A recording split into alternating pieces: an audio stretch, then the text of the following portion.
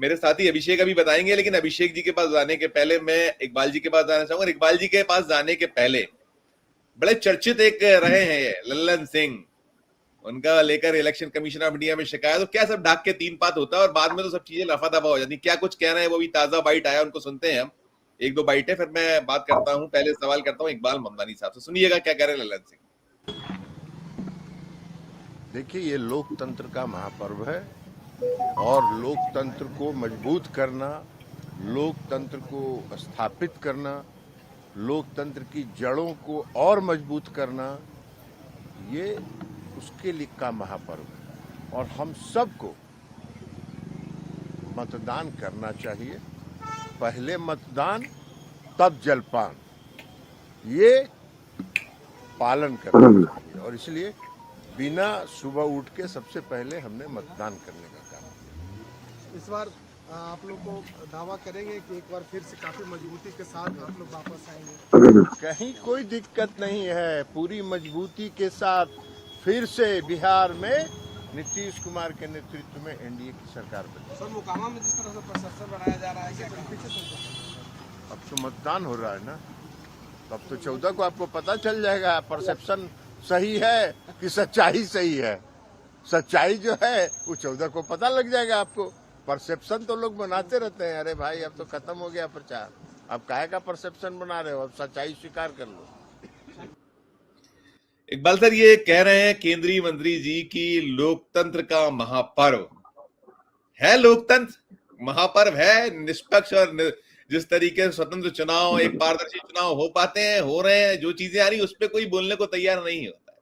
क्या उम्मीद की जाए बिहार में? अभी जो कहा गौतम दा लहरी साहब ने कि ये उसमें कहीं ध्वनि था कि तमाशा भी हो साबित हो सकता है, नतीजे तो कह दिए गए। और वो मैं भी पूछूंगा अभिषेक जी से, आपको ध्यान होगा कि जो आंकड़े दे रहे हैं, जैसे कहा था सैनी जी ने हरियाणा में व्यवस्थाएं कर ली गई हैं। अभी आया था 2 दिन पहले, उन्होंने आंकड़े बताए थे कि इतनी सीटें मिल रही, 160 का आंकड़ा दिया था माननीय केंद्रीय गृह मंत्री जी ने। और हम देख रहे हैं इसके पहले जो अभी गौतम दा ने कहा, हमने मध्य प्रदेश मैंने कवर किया था, छत्तीसगढ़ मैं गया था, ग्राउंड रियलिटी नतीजे दोनों में बहुत फर्क था। और अब जो चीजें खोल रही हैं तो कहीं लग रहा है कि हम इतने गलत कैसे थे, हमें इतनी कैसे हम नहीं पढ़ पा रहे थे, इतने चुनाव हमने कवर किए, लेकिन बीते अगर 2014 से और 2025 देखें और खासकर 2019 के बाद के चुनाव, ग्राउंड पे कुछ दिखता है और नतीजे कुछ आते हैं। आपकी अपनी प्रतिक्रिया इकबाल जी। धन्यवाद संजीव जी। सबसे पहले तो हम 4 PM के सभी दर्शकों से ये गुजारिश करेंगे कि वो खुद जो हमारे शो को देख रहे हैं वो भी, और उनके अलग अलग लोगों से जो उनके चाहने वाले, उनको वो ये बात को पहुंचाए कि आज उनके पास एक बहुत सुनहरा मौका है अपनी सरकार, अपने फैसले, अपने काम कराने के लिए। और मैं लगातार प्रदीप जी को, गौतम जी को, सभी सीनियर पैनलिस्ट थे, उनको सुन रहा था। आपने देखा बैठे बैठे मैं कुछ चीज लिख रहा था। संजीव जी देखिए, 20 साल नीतीश कुमार की सरकार, यानी कि 20 साल, यानी कि आप ये समझ लीजिए आज वो वोटर अपने वोट का अधिकार का प्रयोग करेगा जो उस वक्त पैदा हुआ। तो ऐसे लाखों युवा, जिसे जेनजी कहा जाता है, वाकई में वो जेनजी जो है वो आज एक तरीके से सरकार के भविष्य का फैसला करेगी, उनके भाग्य का फैसला करेगी। देखिए 20 साल कम नहीं होते हैं वादों के, उम्मीदों के, अधूरी कहानियों को लेकर। बहुत बड़ा वक्त रहता है इन सारी चीजों को लेकर। आज जो बिहार करने जा रहा है, ऐसा काम करने जा रहा है जिसे वो ये चाहता है कि आगे हमारे भविष्य के निर्माण को लेकर के क्या चीजें होनी चाहिए, क्या सरकार को करनी चाहिए। और अगर आप देखो सिस्टम्स को लेकर के ना, तो सिस्टम ने नारे दिए हैं, अस्पताल, ऑक्सीजन, लेकिन पहुंचा नहीं है, कहाँ गया पता नहीं। लेकिन लाखों नौजवान जो अपने परिवार को पालने के लिए बिहार को छोड़कर दिल्ली, मुंबई, गुजरात, और खास करके गुजरात में सूरत, अहमदाबाद जैसे शहरों में पहुंचते हैं अपने परिवार के सिर्फ एक रोजगार, भविष्य को लेकर। तो लगातार हालात अभी भी बेकाबू है। शिक्षा में क्रांति की बात की जाती है, पर स्कूलों में टीचर नहीं है, कॉलेज में लैब्स की कमी है। ठीक है, किसानों की तरक्की की बात की जाती है, लेकिन खेत अब भी कर्ज में और बाढ़ में डूबे हुए हैं। ये सवाल अब हर गांव, हर शहर में संजीव जी हो रहा है कि क्या वोट नारे पर पड़ेगा या नतीजे पर? ये एक बहुत बड़ा सवाल बिहार के लिए अब भी है, क्योंकि पिछले 20 सालों से जितने नारे बताए गए हैं उतने माफ कीजिएगा, नतीजे अब तक मुझे नहीं लगता है कि वहां असंजीव जी हुए हैं। महिलाएं जो है वो आज भी इस 20 सालों के अंदर सुरक्षा को लेकर के परेशान है, युवा रोजगार को लेकर परेशान है, बुजुर्ग अब ये मान रहे हैं कि सच्चा विकास जो दे उसको दिखाई देगा, क्योंकि उनको भी पता है कि अंतिम चरण है उन सारी चीजों को लेकर। इन सभी चीजों को लेकर के देखिए पिछले 20 सालों के अंदर अगर हम बात करें ना, तो रोजगार की कहानी अब भी वही है। डिग्री लोगों के पास है, नौकरी आज भी वो पाने के लिए बेचारे बाहर निकल रहे हैं, उनको समझ नहीं आ रहा है काम क्या करना है। दूसरा जो सबसे बड़ा मुद्दा है वहां बिहार का, शिक्षा व्यवस्था के अंदर अगर मैं बात करूं, टीचर कम है और ट्रांसफर ज्यादा है वहां, क्योंकि वो कोई सवाल करने जाते हैं तो ट्रांसफर लेकर खड़ा हो वो जाते हैं। कहा है इस बार बड़ा अच्छा वो अनाउंसमेंट उन्होंने अभी ऐड ऑन किया था, तब कहा था कि 70 किलोमीटर से ज्यादा में आपको नहीं भेजा जाएगा। वो सारी चीजों को बड़ा वो क्लियर सारी चीजें मैं देखिए कुछ पॉइंट में बता रहा हूँ ना संजीव जी के, मैं लगातार लिख रहा था। स्वास्थ्य व्यवस्था के अंदर भी देखिए डॉक्टर नहीं है, एम्बुलेंस का आसरा परेशान है, 10,000 लोगों पर एक डॉक्टर। ये वाकई में चिंता की बात है और बहुत बड़ी चिंता की बात है उस बिहार के अंदर जहां सबसे ज्यादा IAS IPS पूरे देश में जाते हैं, वहां 10,000 पर एक डॉक्टर, यानी कि वो परेशानी का बहुत बड़ा सवाल है। कृषि और किसान, मजदूरी बढ़ी है, फसल का दाम आज भी कहीं नहीं मिल रहा, वो बेचारा लाचार परेशान घूम रहा है बिहार का किसान। महिलाओं की सुरक्षा बहुत बड़ा सवाल, एक महिला आज भी शाम को रात को निकलने के लिए डरती है। भ्रष्टाचार और लोक सेवा की पोल आप देख लीजिए पूरी तरीके से कि बिहार लोक आयुक्त और विजिलेंस में लेकर 20 सालों में 14,000 से ज्यादा करप्शन केसेस रजिस्टर किए हैं उसमें। ये कम मजाक नहीं है पूरे देश के लिए। इंफ्रास्ट्रक्चर और बाढ़ प्रबंधन को लेकर के क्या कदम पिछले सालों से उठाए गए? बिल्कुल बिल्कुल ये सारी चीजें ध्यान में रखी जा रही होंगी, लेकिन सुशासन बनाम कुशासन भी आपने कहा, आप क्या पाते हैं? देखिए आपने खुद, आप उस महाराष्ट्र में बैठे हैं जहां बहुत बड़ी तादाद में बिहार के लोग रोजगार के लिए पहुंचते हैं, तो आप बात भी करते हैं। हम लोग जो हमारा पत्रकार मन है रुकता नहीं है, मानता नहीं है, हम लोग हर जगह अपना जो टटोलने की कोशिश सभी को करते हैं।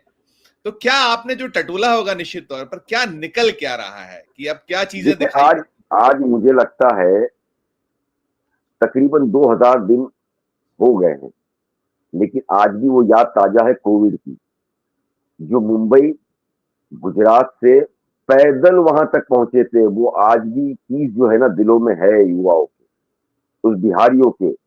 उन्होंने किन हालतों में डंडे खाते हुए, गाली खाते हुए इतना बड़ा सफर तय किया है, वो आसान नहीं है।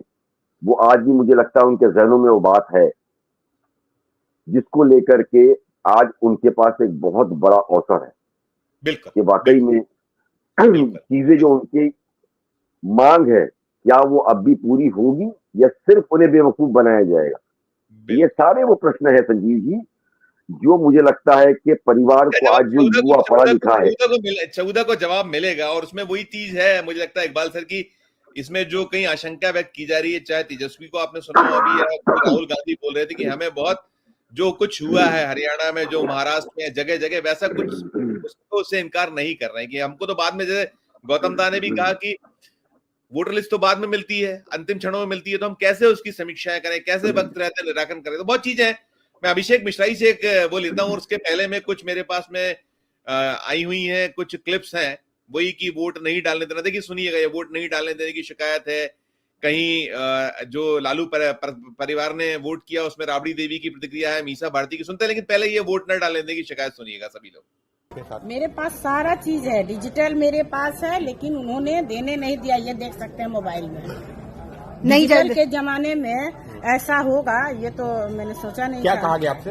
कहा गया कि आप पर्ची लेके आए तभी दिया जाएगा। आपका नाम इलेक्टोरल रोल पर है, मैंने देखा, अभी जाके देख। आपके पास आधार कार्ड या कोई और आइडेंटिटी डॉक्यूमेंट और नहीं लाए हैं, लेकिन हाँ मेरे पास वोटर ID है। वोटर आई कार्ड है? वोटर तो आई कार्ड है। वोटर आई कार्ड एक बार दिखा देंगी मैम अपना? आपके पास वोटर आई कार्ड है? आपका नाम? विधानसभा की बात है और कहाँ पर? 181 है ना हम लोग का, वही है दीघा विधानसभा। दीघा विधानसभा है, यहाँ भी है, देख सकते हैं। तो आपके पास इलेक्शन आई कार्ड है, आपका नाम वोटर लिस्ट पर है, बट वोट नहीं करने दे रहे। देखिए ये शिकायत है, सब कुछ है लेकिन वोट नहीं करने दिया। अभी जो गौतम दा कह रहे थे कि उन्हें पता है कि ये बीजेपी या ये एनडीए का वोटर नहीं, ऐसा कुछ हो सकता है, संभावना है, या वहां जो बैठे हुए लोग हैं। देखिए सुनिएगा राबड़ी देवी क्या करेंगे। जवान बच्चों से सबसे अपील है कि वोट डालें, निकले घर से। सबको मेरा अनुरोध है, प्रार्थना है, सबको मैं धन्यवाद देती हूँ, शुभकामना देती हूँ कि सब कोई अपना अपना वोट डाले। इस बार बदलाव होगा मैम? बदलाव होगा, जनता बदलाव करेगी, जनता बदलाव करेगी, बदलाव होगा, वोट डालेंगे। सुनिएगा उनकी के लिए बिटिया सब रानी। लोग वोट करें, अपने बच्चों के भविष्य के लिए वोट करें और महागठबंधन को अपना समर्थन दें। ये भी खैरासी का भी आया है, इसको भी सुन लीजिए, फिर मैं अभिषेक जी से सवाल करूंगा। मॉर्निंग और सुप्रभात, नमस्ते, प्रणाम। और मैं शत्रुघ्न यादव उर्फ खेसारी लाल यादव। मैंने अपना मतदान कर दिया है अपने बिहार के बेहतर भविष्य के लिए।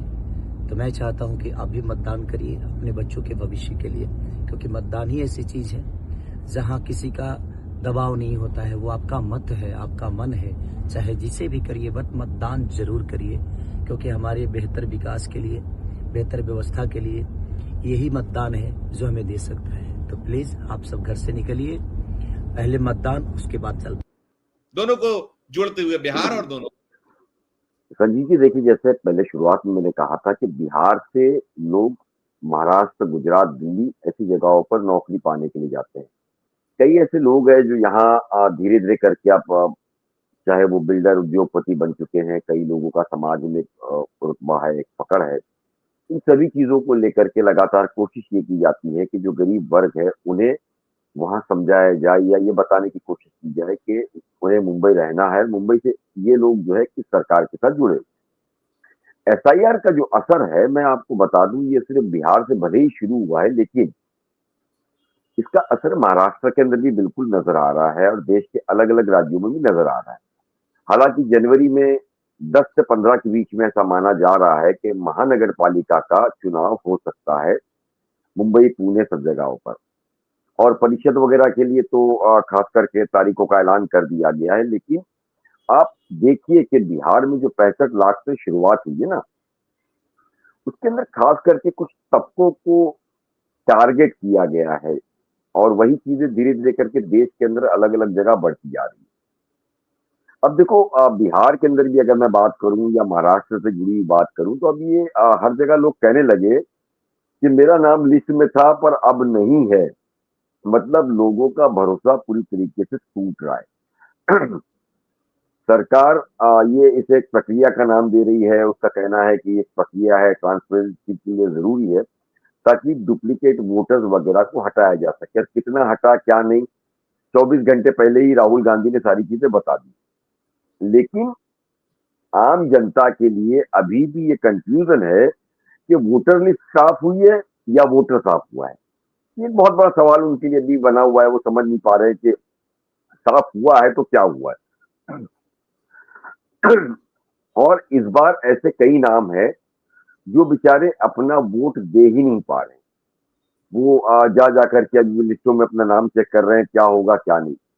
और सबसे बड़ा सवाल पॉलिटिकल पार्टीज के लिए जो है, वो इस बार देखिए जो फोकस है, वो मुद्दे जो है वो पीछे रह गए हैं।